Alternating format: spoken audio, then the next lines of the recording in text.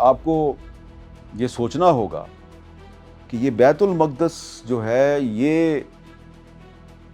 وہ عمارت ہے جس کی بے حرمتی ہوئی 1969 میں، تو اس کے رد عمل میں OIC قائم ہوئی تھی۔ 1969 میں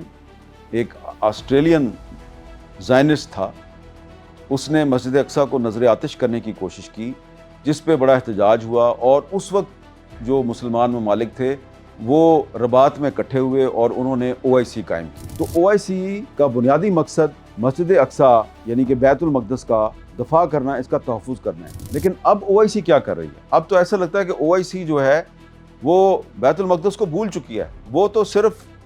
ایسا لگتا ہے کہ جو ٹرمپ کے مفادات ہیں ان کا ڈائریکٹلی یا انڈائریکٹ طریقے سے تحفظ کر رہی ہے۔ تو اس لیے اب وقت آ گیا ہے کہ اب جب کہ جو کیتھولک کرسچنز ہیں ان کا بھی داخلہ مسجد اقصیٰ میں بند ہو گیا ہے، تو OIC کے رکن جو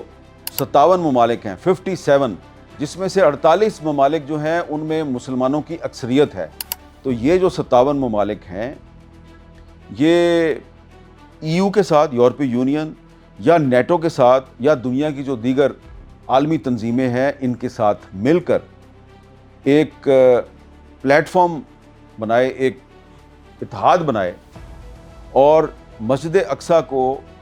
اسرائیل کے قبضے سے آزاد کروائے، کیونکہ یونائٹڈ نیشنز کی جو سیکورٹی کونسل کی ریزولوشنز ہیں ان کے مطابق جو بیت المقدس ہے یہ اسرائیل کا حصہ نہیں ہے۔ یہ بھی آپ کو پتہ ہونا چاہیے۔ یہ اس کی جو گورننس ہے، اس کا انتظام ہے، یہ یونائٹڈ نیشنز کی سیکورٹی کونسل نے UN کے حوالے کیا ہوا ہے، لیکن 1967 میں اسرائیل نے اس پہ ناجائز قبضہ کیا ہوا ہے۔ تو جو انٹرنیشنل لا ہے، اس انٹرنیشنل لا کی روشنی میں یا کوئی بھی پاکستان کا مسلمان جو ہے وہ اردن کے راستے سے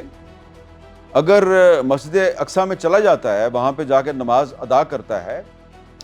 تو اس کا مطلب یہ نہیں ہے کہ آپ اسرائیل چلے گئے، کیونکہ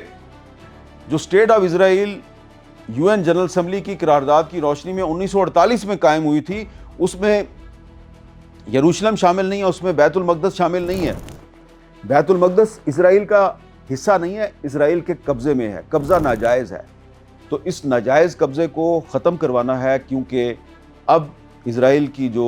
زائنسٹ حکومت ہے اس نے بیت المقدس میں